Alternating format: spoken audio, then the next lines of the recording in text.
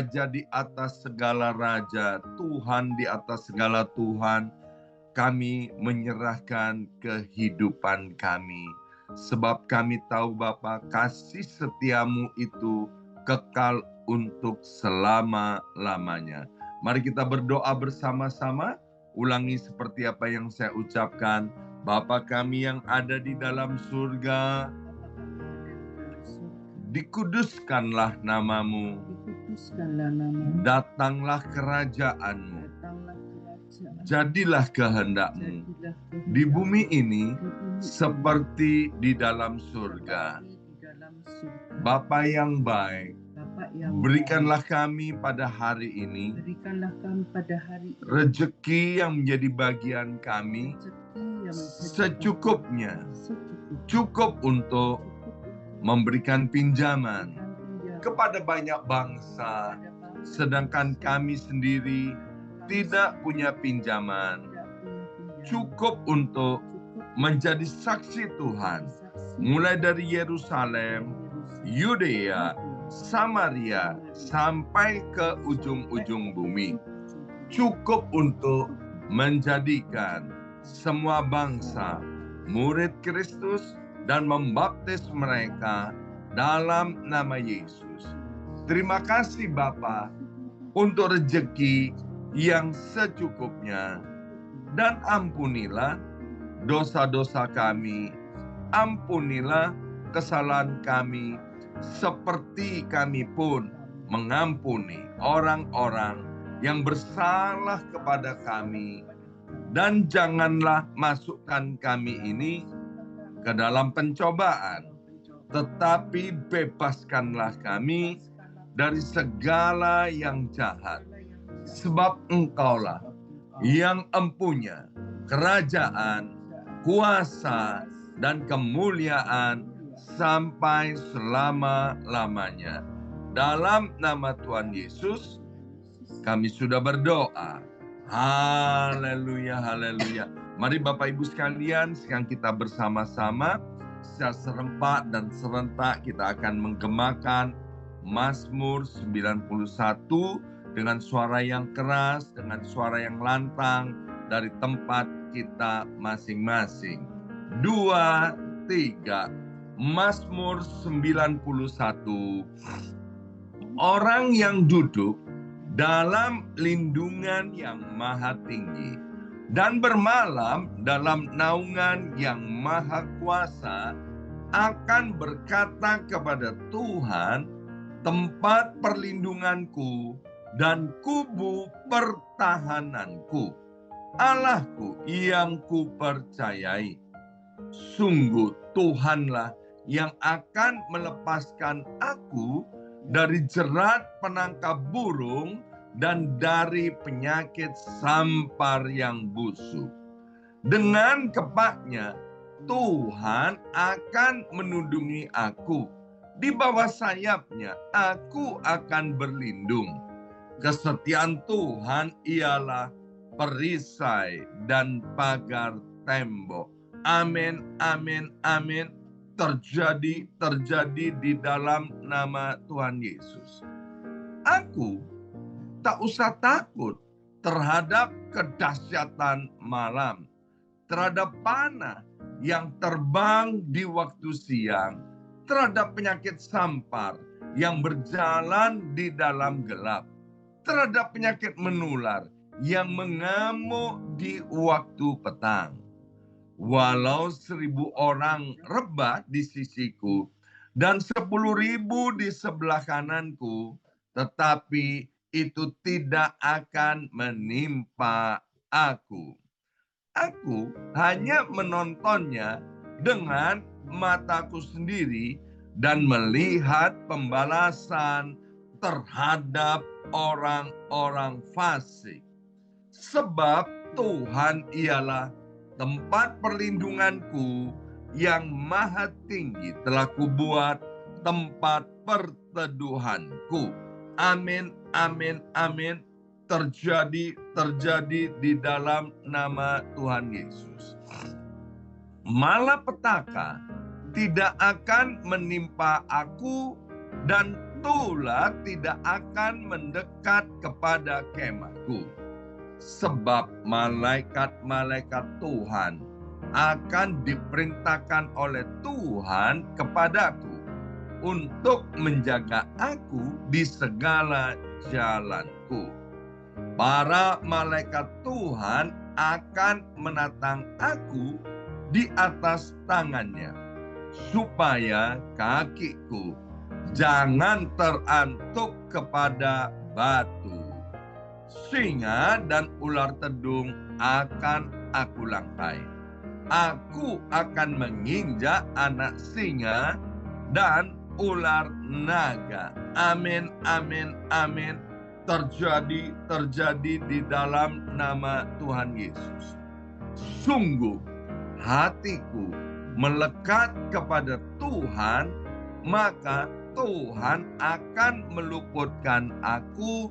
Tuhan akan membentengi aku, sebab aku mengenal nama Tuhan. Bila aku berseru kepada Tuhan, Tuhan akan menjawab. Tuhan akan menyertai aku dalam kesesakan. Tuhan akan meluputkan aku dan memuliakan aku. Dengan panjang umur akan Tuhan kenyangkan aku, dan akan Tuhan perlihatkan kepadaku keselamatan daripadanya. Amin, amin, amin. Terjadi di dalam nama Tuhan Yesus. Terima kasih Abba ya Bapa untuk kesempatan yang indah dan berharga ini. Setelah kami menyembah memuji Tuhan, sekarang kami mau mendengarkan sebagian daripada firman Tuhan. Berkati hamba firman-Mu, Bapak Pendeta Yusman Swardana Legawa. Biarlah Tuhan firman Tuhan yang sebentar akan disampaikan itu menjadi pedoman dalam kehidupan setiap kami. Dalam nama Yesus, yang siap mendengarkan firman Tuhan, angkat jempolnya ke depan dan katakan amin 3 kali. Amin, amin, amin. Salam kebangkitan, salam penuaian. Semangat pagi. Ya, semuanya semangat pagi. Apa kabarnya Bapak Ibu sekalian? Haleluya, senang sekali hari ini Senin 29 Januari 2024.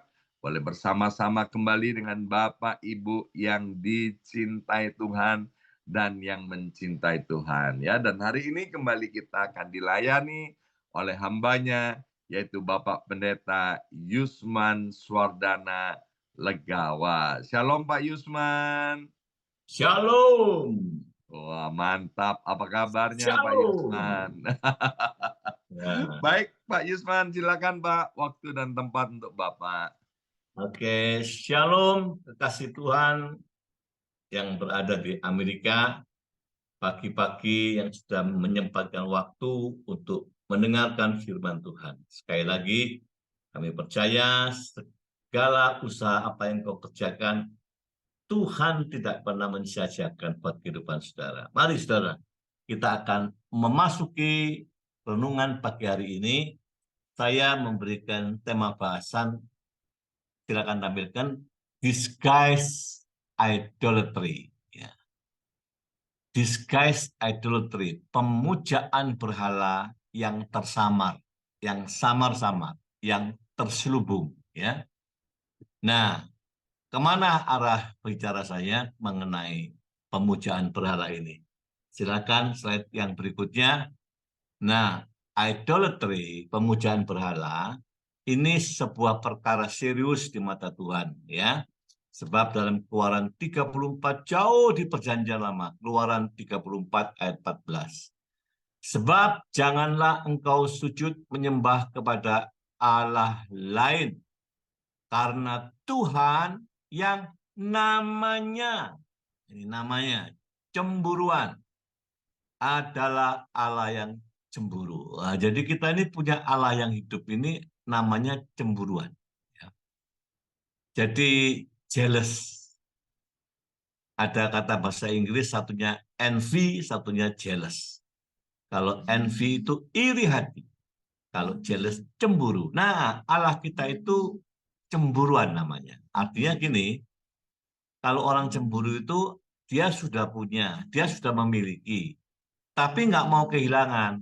That is cemburu, ya, jealous. Tapi kalau envy itu dia tidak punya, dia belum memiliki, tapi dia ingin memiliki punya orang lain. Hah? Envy.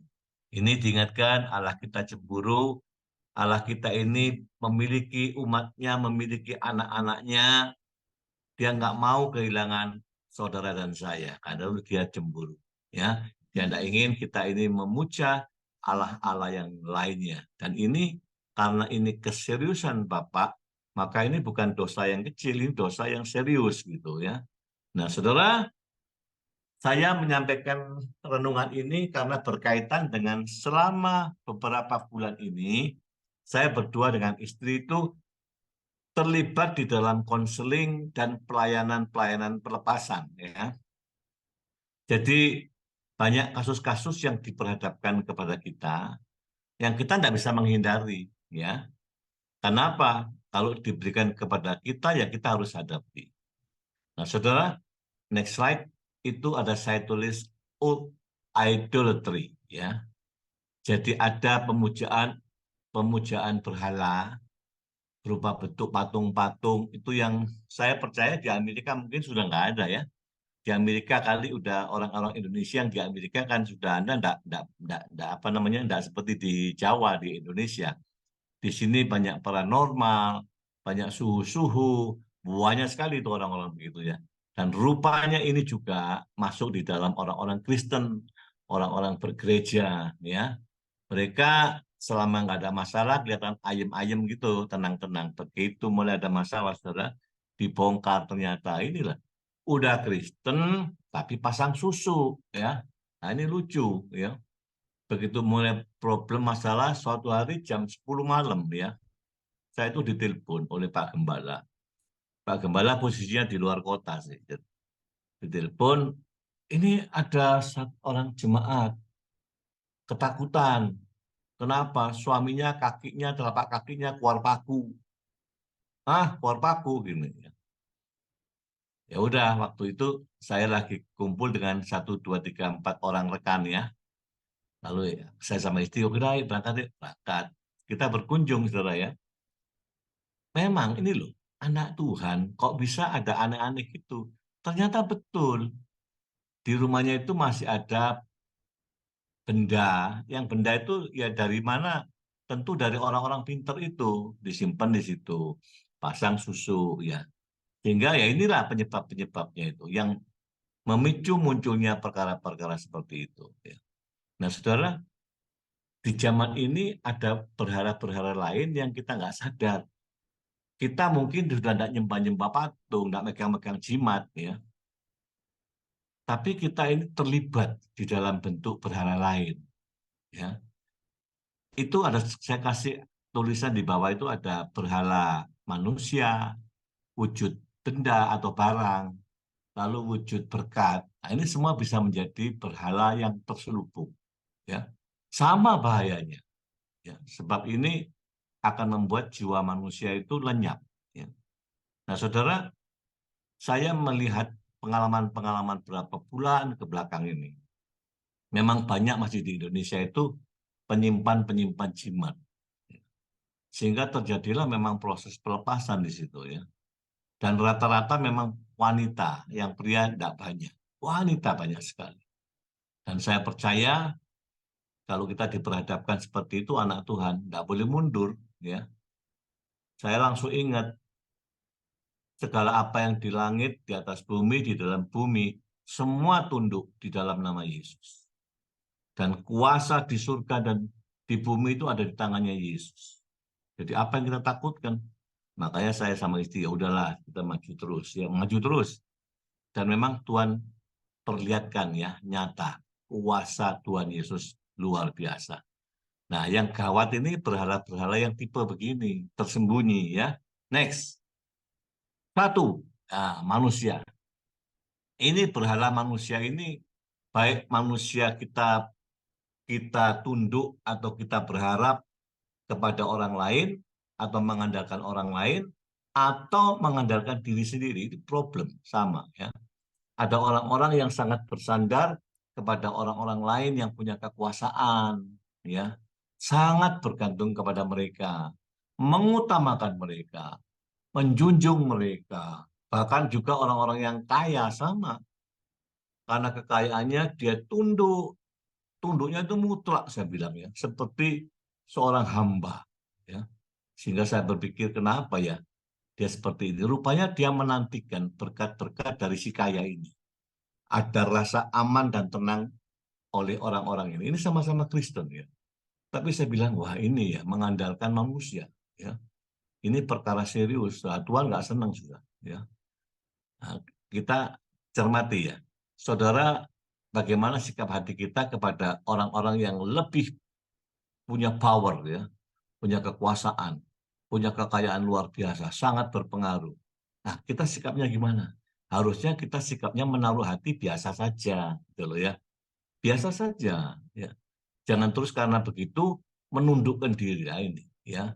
Makanya saya pun belajar dalam situasi-situasi ini dengan mengandalkan manusia. Firman udah ngomong, terkutuklah orang yang mengandalkan manusia, ya. Barang-barang digital hari ini kan luar biasa. Dan rupanya tidak sedikit, baik itu orang Kristen maupun yang tidak Kristen, mereka sangat tergantung dengan barang-barang itu. Bahkan sangat mengikat.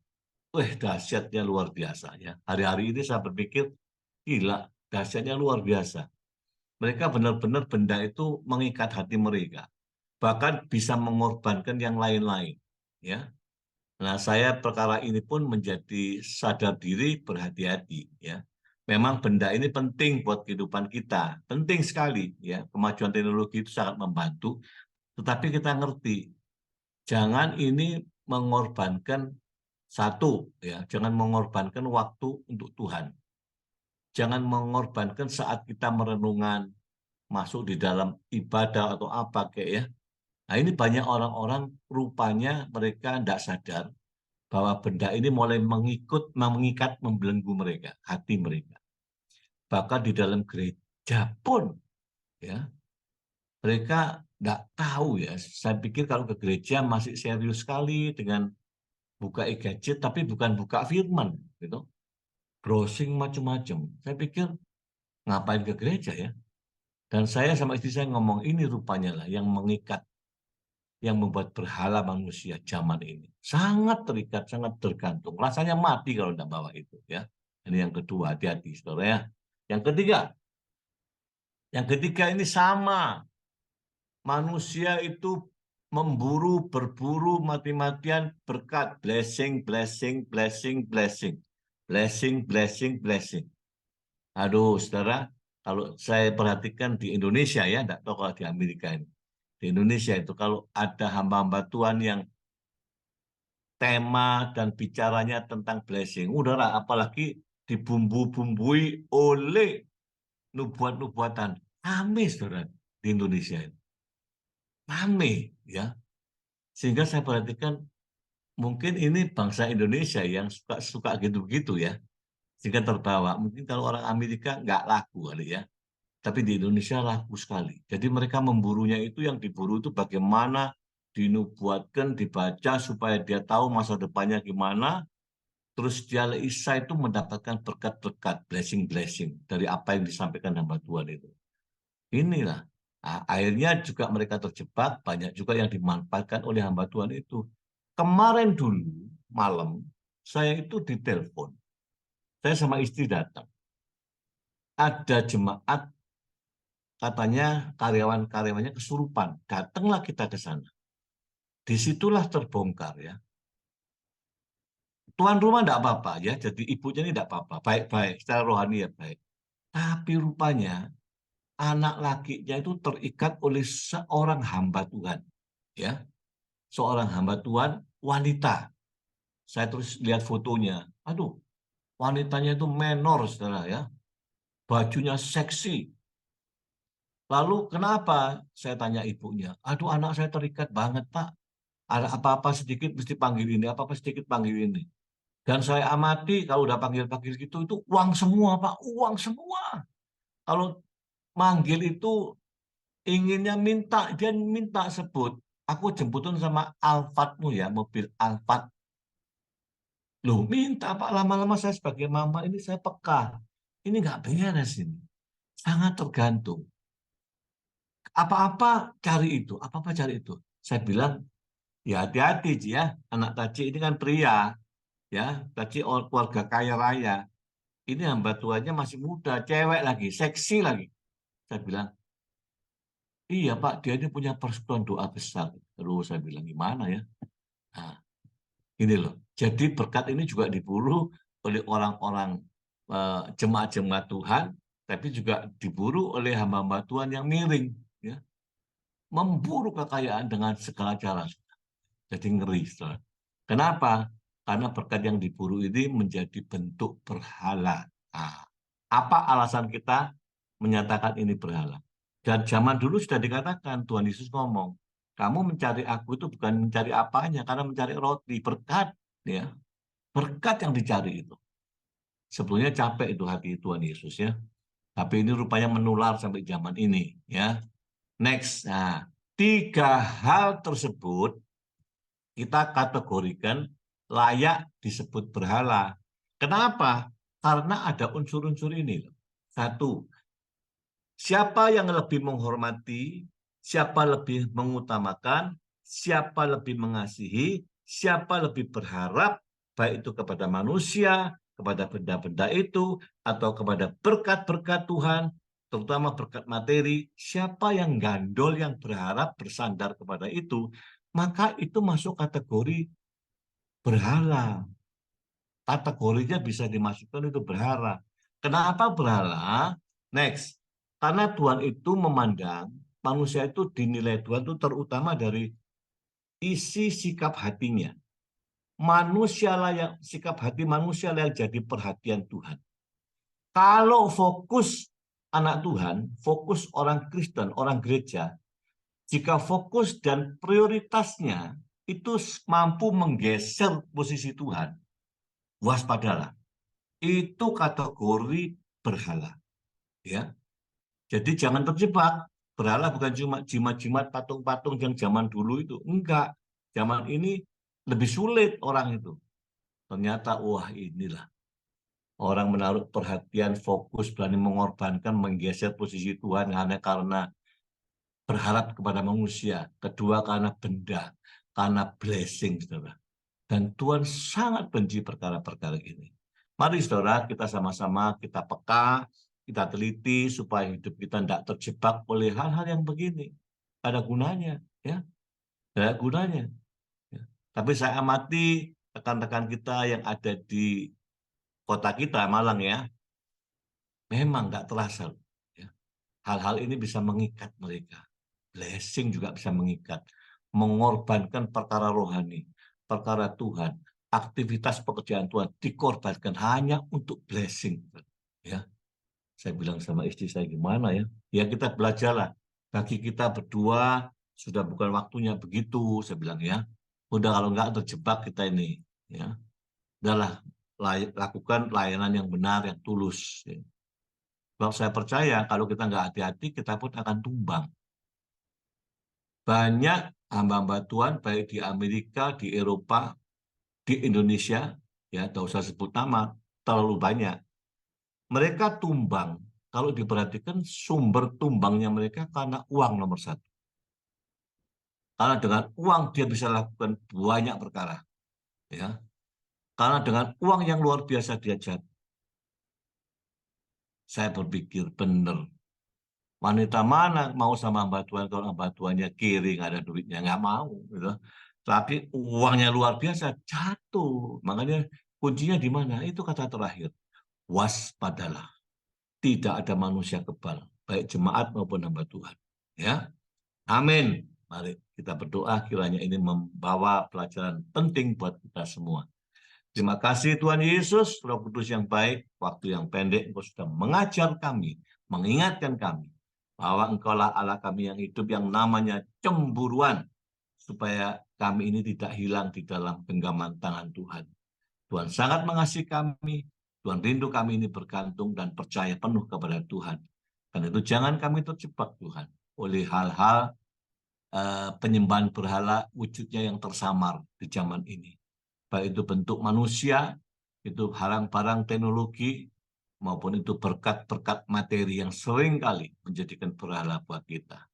Terima kasih Tuhan Yesus yang memberkati seluruh saudara-saudaraku yang ada di Amerika pagi hari ini. Haleluya. Amin. Amin. Amin.